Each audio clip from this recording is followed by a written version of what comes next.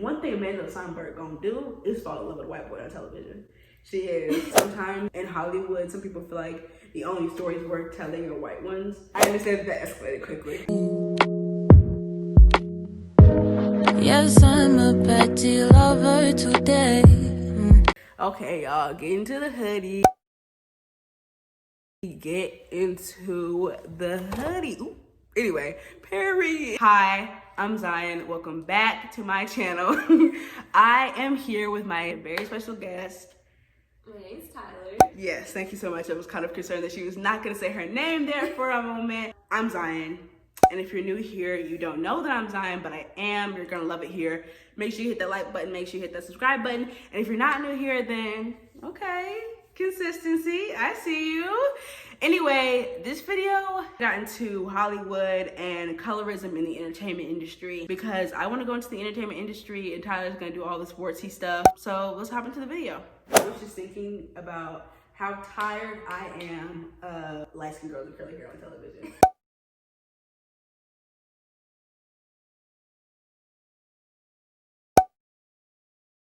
I really am. Where are the dark-skinned girls? And it's not even just with black girls too, like Asian girls, Hispanic girls, Middle Eastern girls, all the girls. Like, where are they? Where? Because they exist. Where are they? Actually, I understand that. I agree with that. I hate when you were talking about Asian women, when they have an Asian person, quote unquote Asian person, but then I think that there's a trope name for it. Actually, they cast somebody that just looks kind of Asian. It's the same with black people. You have that diversity, that black person, so you just cast somebody that fits your aesthetic of what a black person should look like according to media's standards. I feel like one prime company that does this so much is Netflix. In the words of this amazing black girl on TikTok, Miss Black Stories Matter herself. Have you seen Julie and the Phantoms? No. Well, it's like a singing show on Netflix, and I actually heard it was pretty good, but basically it was like this Netflix series kind of thing on YouTube where it was like how it made it to Netflix. And so basically it's a Latin girl who I thought was black, I couldn't tell she was black or Hispanic, but a Latinx girl who is in a band with 4 white boys. And she's light-skinned, curly hair, and she was talking about like, oh yeah, like when I open Netflix, I just see so much diversity. Well, I tell you, I almost cried. I was like, diversity where? Now, don't get me wrong, y'all. I love Netflix, but it has to be a running joke with the Netflix execs at this point because something's just not right. And don't get me wrong, Netflix has like a small like palette, but then where's everybody else? Like most of the shows. Yeah. I was thinking about Grownish and Yara Shahidi. Blackish, and how like their entire just casting, like it's just. Yeah, especially paper bag test, like especially Grownish. I have not seen Blackish. I do love Tracy Ellis Ross though, and there's like the one tiny black girl or darker black girl who's just more aggressive. I just feel like there's so much talent out here. Why do we keep casting the same people? Literally, and they all look the same. Exactly, over and over again. And I feel like, I guess once you break into the industry, you kind of stay there, I guess. And so you get blackballed, which usually happens more if you're like a darker skinned actress, like dark skinned Aunt Viv, who, I'm not even gonna lie, like, I love the fact that you call her dark skinned Aunt Viv. I really do. And it probably plays into the colorism tropes a little bit, but I like that there was a divide there. Like folks knew like dark skinned Aunt Viv was different, and I appreciated that. But that just happens a lot in Hollywood. And I don't know, I mean, you're right, there's so much talent out there, but we keep recycling the same people who really sometimes couldn't even get the job done. And one thing that happens a lot is like, say in movies and television, or books rather, they'll describe the girl, dark skin, 4C, kinky hair, then we get to the movie. And then it'll be somebody the complete opposite. Literally, I hate that. Well, first of all, the hate you give. I read the book before I read the movie, which I think is a mistake. Popular opinion, watch the movie before you read the book. That's just me. Anyway, Amanda Seinberg, she already had a white boyfriend in the movie. And then one thing Amanda Seinberg gonna do is fall in love with a white boy on television. She is, but not the point. Anyway, the movie was trash. The book, so good. And then one thing that they also skipped over, which is a bit of a spoiler if you have watched the movie and not read the book, but her brother, but he had like a black girlfriend, right? And like one of the little things that Star kind of points out is like, oh my gosh, you're like the epitome of black love. Where was that? Where was the black love? I can't find it. I saw her and KJ Appa, who looked like 26. She was supposed to be like 15. And yes, other communities. imagine the issues that plague them that we don't talk about on television. And of course, like with Black people, the experience is different, like hence the term like BIPOC. Sometimes I think we're like literally at the bottom of the barrel when it comes to these issues. I don't want to be a person that forgets everybody else too. What do you mean by that? I think about how sometimes I feel like not racism, but race itself, the construct of race, can be so erasing. Like a lot of times when people think of the Asian community, they probably think of like East Asians, right? What about South Asian girls? That's first of all, a completely different culture, right? And we don't talk about like darker skinned East Asian girls, darker skinned South Asian girls, right? And that's a whole story that I can't tell. And that like, honestly, I feel like sometimes people try so hard to be oppressed when they're not, and I'm not even gonna go over there. Like I've got enough over here. I'm let somebody else tell that story because they've had that experience, but nobody's really telling that story. And one show that had like a South Asian girl was Never Have I Ever, which is Mindy Kaling's show. Yes, I love that show. You don't like it? I did not like it. Oh my goodness. It was just very cliche. It was very much, okay, they had one Black girl in the show, and and there was again. Yeah. And plus, like, basically some people who are actually in the South Asian community were reviewing it on Netflix and saying, on TikTok, and saying how every time she talked about her culture, it was never really anything positive.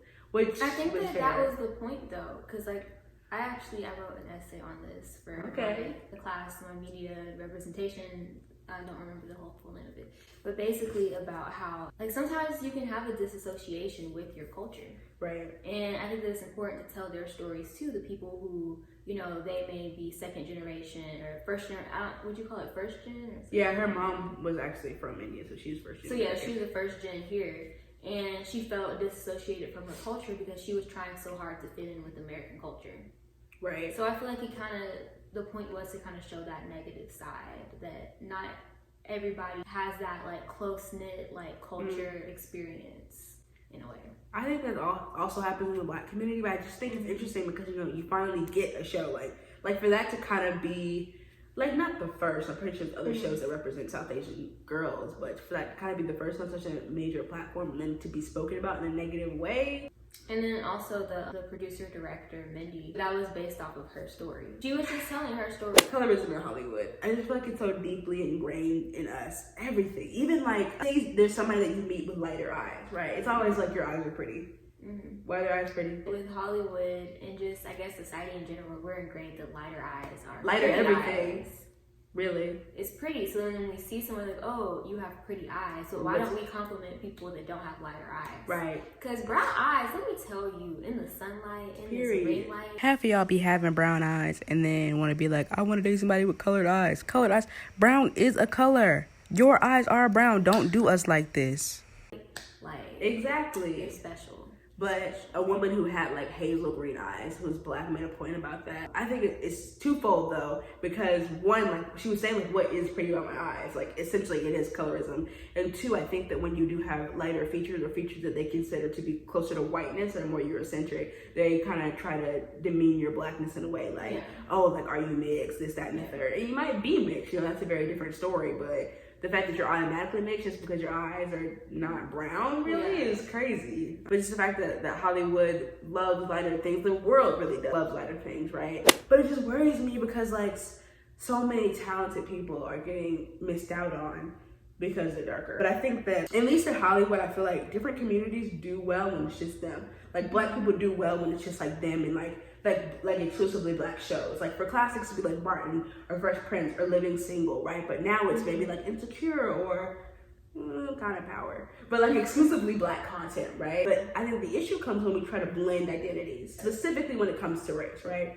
Netflix will be like, even that new show, Bridget, you haven't seen a lot of stuff, but to be fair on that one, it just came out so good. But basically, I don't really know the plot of the show, but I guess it's about social season and the girls gotta get married, and there are some Black people there that aren't slaves, which is, I understand that escalated quickly, but is that historically accurate?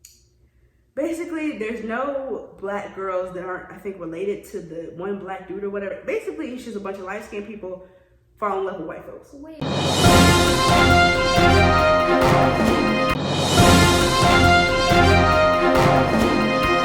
Basically, it's just a bunch of light-skinned people fall in love with white folks. Wait. What? I'm all over the place. What is this show?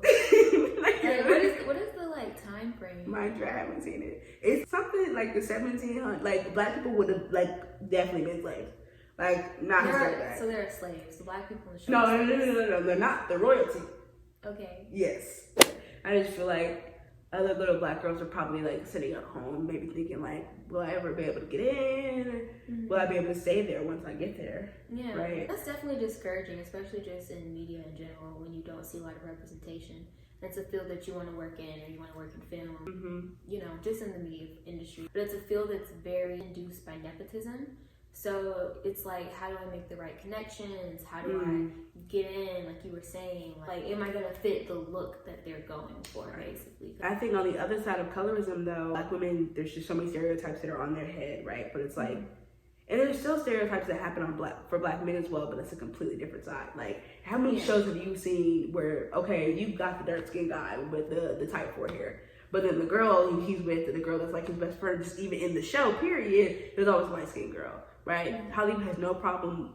I don't say no problem with casting black men because they probably like have their own issues, right? I'm tired. Okay, cool. We got the black men, and then they fall in love with the white girl. The way they've been treating my good sis Serena, like. But we've talked about that, like, and still nothing has really changed. Women in professional sports, that's one thing. I think they just think that sports are kind of a men's thing in general, and then to be a darker woman who's also there, and to also kind of, when she ended up marrying a white man, that was a whole different conversation as well. And the hatred and the outpour from that was just not kind. And it's like, these are the same people who were bashing her about marrying a white man, but the same people who were saying that she looked like a man. So also, same situation with Michelle. But a lot of times, like, if these were lighter women, then you wouldn't be saying that, oh, they catch an attitude, oh, she's a man, she's too aggressive. Like, was anybody talking about Harry and Meghan? Like, was anybody bashing Meghan for marrying a white man? Oh, I was like, the style you got for your style? Like, was anybody bashing Meghan for marrying a white man? Oh, I was like, didn't she have a little thing with Jeezy? Yeah, in my head I was like, you mean Jeezy? I think you're getting your white men mixed up. Talking about Princess Meghan. Like, no, nobody, I don't think anybody like bashed her. Granted, she is like half white, but she has a white mother. Let's talk about that. First of all, I think the black community was just so happy to have a princess. I was like, we were all like a real life princess, period. I don't think she's a princess anymore. Didn't she like step down? Oh yes, because the people were being racist. Yeah. So and she was light skinned too. Harry was like, we're finna go. You can see that's crazy. She's light skinned and they still didn't want her. I just feel like sometimes in Hollywood, some people feel like the only stories worth telling are white ones. And that's kind of hard when it's the same stories you've been hearing over and over again. And some stories are just good stories, right? But I know that one of your absolute favorite shows is Gossip Girl. I used to love me a good white TV show. I did. I've seen Gossip Girl like 2 or 3 times now. But yeah, I used to love shows like that. But like I said, I don't think I could stomach and go back and watch them now, just because there's no people of color. And Gossip Girl, the best they have. They had like one black girl. Vanessa and. Oh, not her. The other one. The one that was Blair's like minion. I think the yeah, that's the problem with it itself. Exactly. I just let that sit. Just let it sit. Yeah. But yeah, Vanessa. And it's like, yeah. There were no black men in Gossip Girl, think about it. Not a single one. Even like, I think what's sucks about like the media, these most popular shows like Friends, I don't think they got like a black girl to like season 6. And half the time when these black people come into these shows, it's only because one of the main white characters is dating them. Every time. When they first started, it was from 2007. Like, media isn't as diverse as it needs to be now, so imagine it. Right. So, of course, like over but that's 2 not years ago. excusing it. Yeah. It's like always whenever it is a black person, I feel like it's more than likely a black man. Yes. 110%. And like I said, usually like they're cool with him being darker. Yeah. Right? But if y'all gonna do that, can we at least get a black love story in there? I mean, period. Yeah. Let's do that. But yeah, I mean, there's probably a billion other shows that I can name that are like really popular, that just America loves, that really have no representation. And of course, we're talking about these shows, but like, okay, we've got the absence of blackness, but what about indigenous people? What about Latinx people, Asian people, disabled people? Like, when you get to the intersectionality of it all, like, that's also really tricky as well. But I'm kind of glad that they didn't do it. Like if we talk about like the LGBTQ community, I'm kind of glad that they didn't go there. because they wouldn't have handled it well. They probably like even one of my favorite shows is Friday Night Lights. Well, one of my favorite shows and movies of all time, but the movie has more black characters because it is a football movie. But Friday Night Lights, love it. They have Smash, who this is not a spoiler, he's one of the characters on the show. I want to say that's about it, but it's Texas, which is still a red state, in like, I want to say 2006. So, yeah. And I remember one of the storylines in the show was that the mayor of the town, Dillon, Texas, was a lesbian. They found out that she was gay, and they just like, I feel like some of the stuff, like, some of these shows, like the stuff that came out, like today, no. But of course there has been education over time that's happened. So, but some shows just wouldn't have handled it well. Like a friend and I were talking about today how some people were saying that if Girlfriends was made today, that Lynn definitely would have been gay, and that I think is 110% accurate. I don't think that she would have been a lesbian. I think she would have been like pan or something. But I don't think they would have handled that well. I don't. I think they would have just stereotyped her. The show came out like what, 2001 or something? 2000? It was like 2000, 2008. I actually think they knew enough. You know what I mean? Unless it's a show dedicated specifically to queerness. Shows like The L Word. Just made her like stereotypical. Yes, absolutely. Which I don't know. I feel like a lot of times in media, when you are an oppressed identity or marginalized identity, you're kind of accepting crumbs in many ways, right? Like, okay, like us, when you finally see a black girl, like even tiny pretty things, right? Sometimes I watch TV shows and I'm like, there is no black representation, but at least we got the light-skinned girl, so I guess I'll accept it. It's like either you accept these crumbs or you're not gonna eat. And that's tough.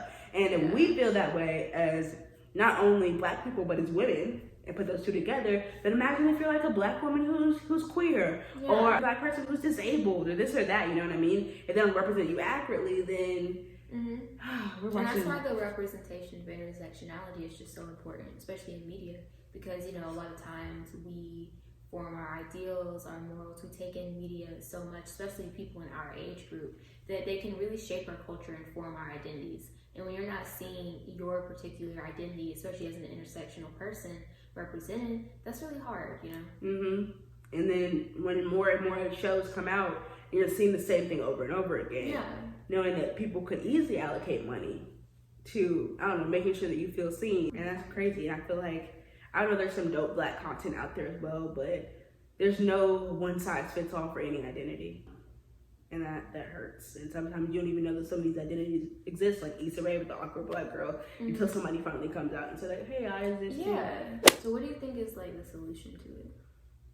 That's a great question. I don't know. I think because white people are still the majority, that some of the power allocation does have to come from them. I think I hate to say it, but sometimes there is a bit of permission that like needs to be given, right? Because I mean, yeah, we might have more black content creators and that's fantastic, but sometimes the white people are still the heads of these big production companies and they still have the money. I guess for us black creators, just using platforms like YouTube, right? And TikTok, and speaking out against this stuff, but also just kind of living and being free. And I also think picking up the ball where it is dropped to, like if you are a person of color who has a voice, whether that be Asian or Hispanic, which is not a race, but nonetheless, seeing that like, oh, somebody else needs help and I'm in a position of power, being like, okay, cool.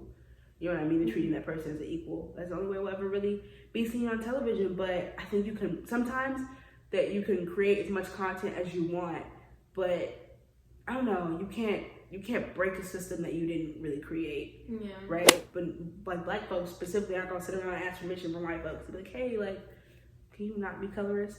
I think what really gets me is that so much of this conversation really just originates from slavery, the light skin versus dark skin vibe. But that's another thing. Also in Hollywood, there is no brown skin. It's just light skin or dark skin, right? But if you don't have people who are recurring, like your Viola or your Lupita, you have your very mature Gabrielle Unions or your Taraji P. Henson. Right, a lot of people that show up again and again, but if there's only two categories, right? And let's just say that obviously in this case, there's they put Gabrielle Union in the dark skin and light skin category. I would put her in the dark skin. But basically somebody on Twitter was saying, like, they tweeted something about how Gabrielle Union was dark skinned, but they're like, no, like somebody commented was like, she's brown skinned at best. I kind of hate the brown skin debate. I think there's levels to it. I think we can all agree about that. But I think that there's levels to colorism, right? Like, we probably wouldn't experience as much colorism as somebody who was as dark as Lupita, right? But I also don't like that Lupita's like the one example of dark skinned women. But if there's only two categories, we say that Gabrielle Union and Taraji P. Henson are at like the bottom of that totem pole for like dark skinned girls, right? If there's levels to it, then what I'm gonna get? What Lil Peter gonna get? What Taraji P. Henson. We put her with the dark skin category. You gonna put her with the light skin category? Light skin? Light skin. Hold up. It's gonna be the same Taraji. Cause she's not like Tracy Ellis Ross. But I feel like that's kind of erasing, I feel like, the actual dark-skinned actors when you're casting those as the dark-skinned actors. That's fair. You casting her as the dark-skinned actor? Okay. The camera lighting for that one was interesting. You casting her as the dark-skinned actor. Because no, this isn't the representation that's needed for dark-skinned women. No, it's not good enough. I think we just need to erase the whole dark-skinned, light-skinned thing. And just... Ooh, but that's a big one, because you got to start with racism, right? Because there's so many different shades of brown. Exactly, there's levels to it, and of course there's the tropes that come with it, right? Yeah. Oh, light skins are more emotional. Dark skins are more like strong-willed and tougher. You know what I mean? Tragic mulatto. Yeah. The angry black woman. Right. Yeah. There's a lot of things that you have to dismantle with that. I wouldn't even begin to know how to do that work. I'm living the experience and then dismantling also all the things that have hurt you as well. That's a lot. That is so much. Okay, but that's the conversation, right? Somebody might have a completely different opinion of how Taraji looks than you would. And if they think that Taraji goes in the dark skin category, there's a complete split down the middle, then what does that mean? Now we see Taraji over and over again, who we love, right? We love Taraji P. Henson, but she's not good enough and for a dark skin representation. Not saying she's not good as an actor. She's not good enough as a dark skinned person representation. Right, and she would probably agree with you 110%, right? Yeah. But if others don't, if the people who decide who goes in the films that make the money disagree with you, it's over. Like, oh, she's black. That's it. Yeah. But I don't know, just being black is great and it's powerful. But because there's so many different levels to black, so many different ways to be black and to have this experience, and if you're only depicting it one way with the same few girls, you're not accurately depicting what it is to be black. Right. And that's that. I think that we may not be the Oscar award-winning actors, but I think on a very micro level that still hurts us and it still hits us, because I think that even if we're not behind the camera or in front of it, we still felt what you said, and it was you not getting in this room. Because it's like with working in media, you have to ask yourself, why do I want to work in media? Why do I want to put these movies on the big screen? What story am I trying to tell? And if you're not actually trying to depict the story of not just, if you're only telling one type of story, then you need to reevaluate your role as a storyteller. Right, and I think the same thing for other careers as well, like medicine. But that's a completely different one. Like if your motives aren't pure and you're just trying to, hurt people, or you're not going to believe people of color, then what's up? I don't know. But of course, I also think that like one of Tyler Perry's biggest things is like if people won't give him a table to sit at, like go build the table. And I think I love that aspect of Tyler Perry, but I think that sometimes people get so big that they become very Jeff Bezos, I've got all the money and all the power, and Tyler Perry, like he's given so much to the black community, but sometimes I think that, you can't do it all. And there's no way that you can know everything, and I think that's great. I think there's even more power if you don't know everything, because then you get to ask questions, and then you get to give other people opportunity. But now I feel like we're using a lot of buzzwords, so it's hard. It's tough. And I don't know how to break the cycle. And I don't know, writing the scripts and breaking the cycle is a lot of work. But maybe writing the scripts is breaking the cycle. So, it's gonna have to be a collaborative effort. Like you said, it's gonna have to be, white people that are willing to open doors and willing to sit and listen. Or step aside. Anyway, I hope that you enjoyed this video. If you did, make sure that you like, comment, subscribe, and tell everyone else in the world to do the exact same. Until next time, I'm Zion. I hope you have a great day.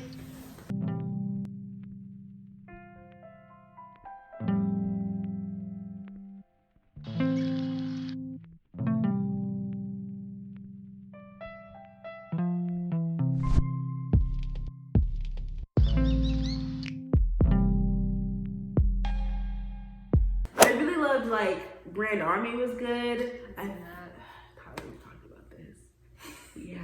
You know I don't watch a lot of shows. I love a good TV show. I like the commitment of it. I hope it gets renewed. Y'all need to watch Grand Army on Netflix. That's my recommendation for you, is Grand Army. This light has been glaring in my face for a hot minute now. You look too poised and perfect. I need to get some body into it. I'm sore. I'm just trying to be comfortable. At least you worked out. New Year's resolutions, you. Anyway. Bro, I've been on this wave. Oh, really? When? I've been working out for like 2 years. You worked out consistently? Well, for the past year I have, but I've been out of the gym for 2 years. That's crazy. I only know one other person that works out consistently, to my knowledge. Wait. Yeah. I haven't worked out for this is the video. I'm sore because I went home and didn't do a thing but lay in my bed. So I came back and went hard, and now I can't feel my thighs. That's okay. If it's burning, that means it's working. Or it's broken. Girl, bye. Anyway, let's try this again. Okay. No, it's fine. You were good. It was relaxed. It was good. I was like, Hey. As you should. Okay, y'all. Get into the hoodie. Get into the hoodie. Ooh. Anyway, period. It's how scared you were for me. Anyway, hi, I'm Zion. Welcome back to my channel. I am here with my very special friend and very special guest. My name's Tyler. Yes, thank you so much. I was kind of concerned that she was not going to say her name there for a moment. I'm Zion. And if you're new here, you don't know that I'm Zion, but I am. You're going to love it here. Make sure you hit that like button. Make sure you hit that subscribe button. And if you're not new here, then okay, consistency. I see you. Anyway, this video, I just kind of wanted to do something chill. Even though if you really get into the video, we kind of weren't chill for a second there. You got a little hype. Right, yeah, kind of got into Hollywood and colorism in the entertainment industry. Because I want to go into the entertainment industry and Tyler's going to do all the sportsy stuff, and you know, sports and entertainment kind of go together. So that's what we're doing today. So let's hop into the video. I feel like I'm missing some stuff. Did I say something? Like, I subscribe. feel like, personally, I don't like long intros. That's fair. Yeah. I be skipping through.